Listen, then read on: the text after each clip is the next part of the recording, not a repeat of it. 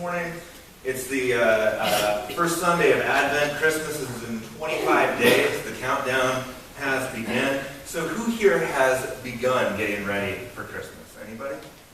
Morgan, I love that hand. Yes. All right. So what are some things that you have done to begin getting ready for Christmas? Yeah, what? Get our Christmas tree up! Get your Christmas tree up. That's right. What else? What else have you guys done to get ready for Christmas? Anybody else done anything yet? Yeah, okay. Put my window decorations up and my tree up. Ooh, you put your window decorations and your tree. All right. What else? Shopping. Yeah. Anybody get out on Black Friday? Start getting some presents and all that. What else? Anything else that you've done? And I'm not looking for anything. I'm just curious what you all do. We got a Christmas letter already. You know, we got like the family update from one of our members. Wow, they're really ahead of the game. Anybody else do anything special? Getting ready? All right. So here's the thing. So a couple weeks ago, Lori Ashton comes up to me and she says, we would like to get Oliver baptized, on November 30th. And I'm thinking, this is amazing. This is a great deal because I mean it's kind of a home run for a pastor. If you think about it, I mean you've got tiny baby Jesus showing up in the manger, and then you've got tiny baby Oliver showing up at the baptismal font. I mean you hit this out of the park, right? And then I get to church and I read Mark's gospel for this morning. And we hear about stars falling from the sky and the sun being blotted out and the end of the world as we know it. And I'm like, well, that's not very good. Like, that doesn't match up at all. So what I was thinking about is, as we get ready for Christmas, maybe we're supposed to also be getting ready for the apocalypse as well. So anybody have their apocalypse tree up yet? Anybody get their apocalypse presents for their neighbors yet? Or do you have your lighted apocalypse display up in your yard? I really hope the answer is no to all of those questions. I don't have any of those things. And yet, I like to think that the apocalypse, the end of the world, the return of Jesus, might be important for us to dwell on as Christians. It might be an important part of Advent. All right? And here's why. Is every Sunday, every first Sunday of Advent, we hear about the end of the world. Every one. All right? It drives me crazy, too. I'm like, what else am I going to say about this? And the other thing is in Mark's gospel, which we're in right now, Jesus gives 2 long speeches. Only 2. All right? And this is one of them. So if he is willing to talk about the apocalypse and make it one of his big deals, it must have been an important thing. And yet, if I'm honest, the idea, the truth is, and we talked about this a little bit in Sunday school, if Jesus is coming back, it kind of scares me. I don't really like to think about it, I'll be honest. And here's the reason why. If I'm honest, I like my life. All right? I have it pretty good. I've got a good job. I've got health care. I have a spouse and a family that loves and supports me. I have a house to live in. I've got a fridge that's full of more than enough food. I got clean water to drink. The list goes on and on why I'm not chomping at the bit for Jesus to come back and mess all that up for me. All right? And the main thing is right there, is that I forget that Jesus coming back, Jesus' return, is good news. Too often, people, scholars, movies, and books have made Jesus' return into bad news, into something that we're to be scared of. Anybody? I remember seeing this bumper sticker somewhere, and I don't remember where it was Jesus is coming back, and he's pissed. Anybody? I mean, seriously, I've seen that. And the strange thing about this is that nowhere in this speech by Jesus does he say that he's angry, that he's wrathful, that he's vengeful. In fact, in the verses leading up to what we hear today, if we read the beginning part of it, and you can, there's Bibles in your pews if you want to, Jesus is basically giving us hope, giving us confidence. His whole point is to reassure us and comfort us. Don't be afraid. Don't despair. Don't give up. Verse 7, it says, don't be alarmed. Verse 11, it says, don't worry. Verse 13, hold fast. Verse 20, trust God. Verse 30 is trust Jesus. What if we've forgotten that the entire Bible is essentially a love story? A love story about a God who is crazy about you, me, and the entire world. It's not a story about a God angry. It's about a story about a God in love.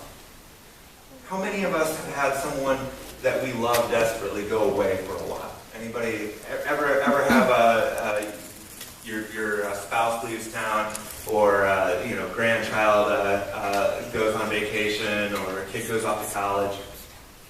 So with this, or a kid gets deployed to the military, any of this stuff, who would find it scary or frightening to think of that loved one coming home? Would anybody find that terrifying? And husbands, the answer is no. All right? I mean, no way. If you are in love, if you are crazily in love with somebody, is that practically the only thing you can think about is that person coming back, that loved one coming home.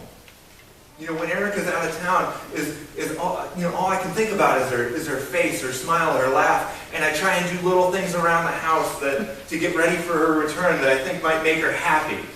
And when I pick her up at the airport, you're doing this, you're looking for them, you're excited to see them, you're trying to get the first glimpse, you're trying to see them before they see you.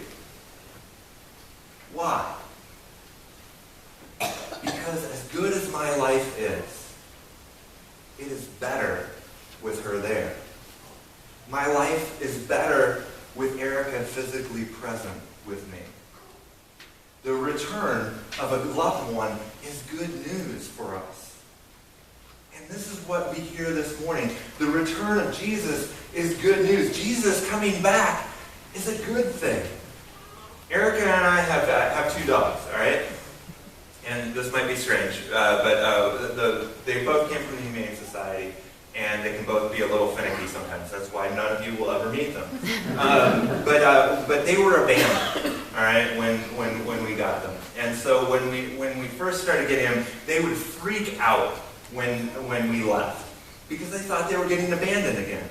And this might sound strange, but one of the things that we tried, that Erica heard about, is that before we left, we would say, I'll be back. All right? And then we'd leave. And we'd come back and we'd say, we came back. And it's supposed to reassure them and build trust and let them know that they weren't abandoned. I wonder if that's what Jesus is doing here in Mark 13. What if this is what Jesus is doing and talking about with his disciples, his church, you and me? Apocalypse is a special kind of writing. It's for people who are suffering.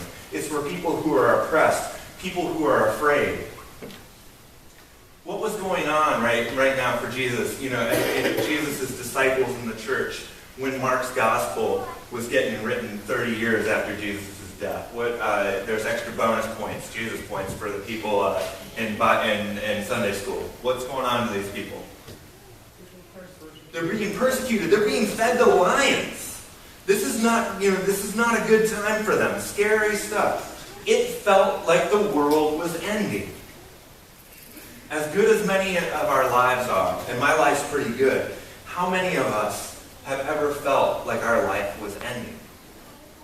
Maybe a marriage or a relationship that you treasured fell apart. Maybe you had a job or a dream of a job, and that ended. Maybe a loved one died. As good as I have it, I know that people are suffering all around me. I've seen 2 people pass away this week.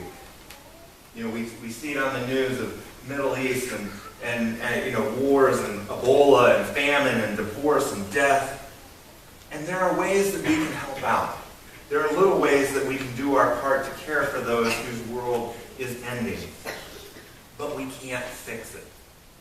Only one person can actually fix it.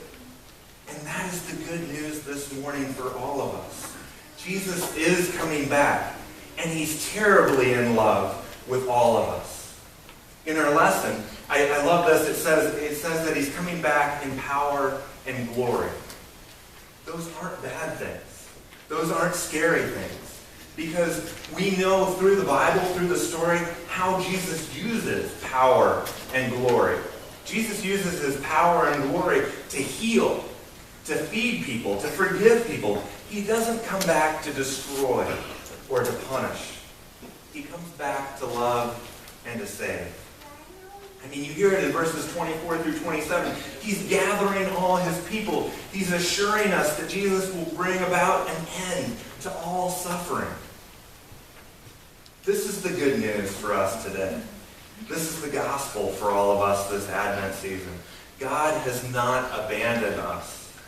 God has not abandoned the world. Apocalypse is God's way of reminding us.